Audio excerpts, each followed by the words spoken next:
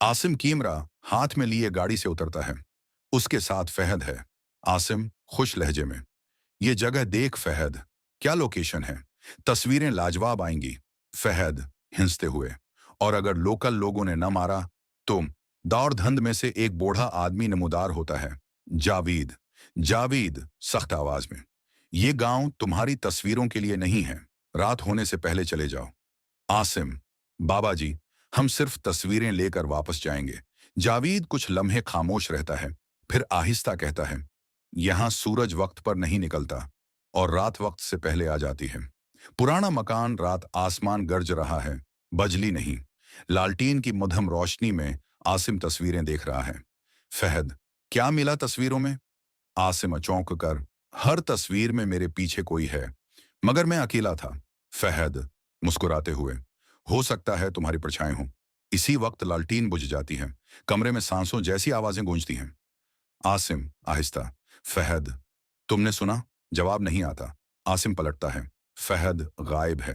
लोहार की दुकान। सुबह आसिम जावेद के पास आता है, चेहरा जर्द, आंखों में खौफ। आसिम, कल रात फहद गायब हो गया। कुछ बताया था ना तुमने? जावेद, ये गांव कभी आबाद था। लोगों ने एक दरवीश को जला दिया था। मरते वक्त उसने कहा था, ये जमीन तुम्हारे साए निगल लेगी।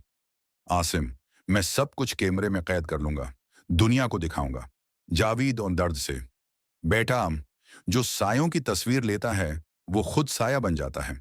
मजार के करीब अनरात धंध गहरी हो चुकी है। आसिम कैमरा उठाता है, फ्लैश चलता है और सामने आसिम का ही साया खड़ा है, मगर चेहरा अल्टा है। साया सरगोशी में। अब तुम्हारी बारी है। कैमरा जमीन पर गिरता है, रोशनी टमटमाती है। आसिम के कदम बर्फ में गायब हो जाते हैं। गांव सुबह, जावेद की दुकान जली हुई है। यूसुफ की बांसुरी टूटी पड़ी है। फहद वापस आता है, मगर अकेला। जमीन पर कैमरा पड़ा है। फहद तस्वीरें देखता है। आखिरी तस्वीर में वो खुद खड़ा है। दीवार पर खून से लिखा है, अब तुम भी साया हो। रात का वक्त। जीप पत्थरीले रास्ते पर हचकूले खा रही थी। धुंध इतनी गहरी थी कि हेडलाइट्स भी उसको चीर न सकें। सहेल, भाई, ये जगह नक्शे में नहीं थी।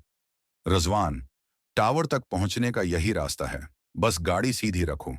वो एक मिशन पर थे, सरगोशियों वाली पहाड़ी पर सिग्नल टावर ठीक करने का, जहां गांव वाले सूरज डूबने के बाद कभी नहीं जाते थे।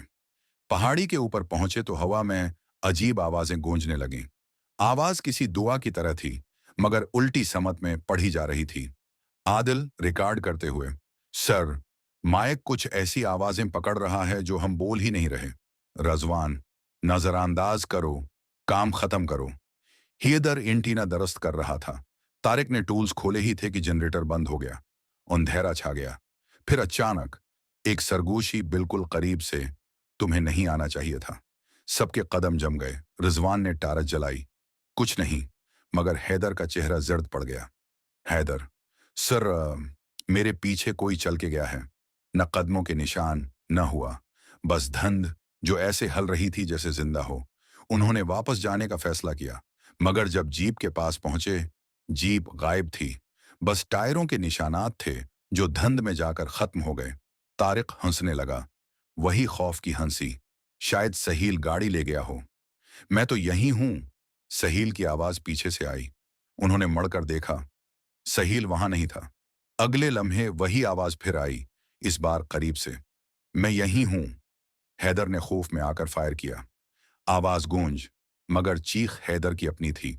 अब हर एक को अपनी ही आवाज धंध से आती सुनाई दे रही थी। वही आखिरी अल्फाज जो उन्होंने बोले थे। आदिल कैमरा गिराकर भागा, मगर कैमरे की लाल लाइट चंद सेकंड तक झपकती रही, फिर बंद हो गई। आखिर में सिर्फ रजवान बचा, राइफल थामे दुआ पढ़ता रहा। धंध ने हरकत की, आहिस्ता आहिस्ता इंसानी शक्लें अख्तियार की। दर्जनों बगैर सर्रों के सरगोशियां करती हुई। तुम सगनल ठीक करने आए थे, एक आवाज बोली। अब तुम हमारी आवाजें भेजते रहोगे। सुबह हुई तो गांव वालों ने देखा, टावर ठीक काम कर रहा था। पहाड़ी से एक हल्की हमहमाती आवाज आ रही थी, जैसे रेडियो का शोर। अगर कोई खास फ्रीक्वेंसी पर कान लगाए तो आज भी रजवान की आवाज सुनाई देती है, सरगोशियों वाली पहाड़ी से दूर रहना।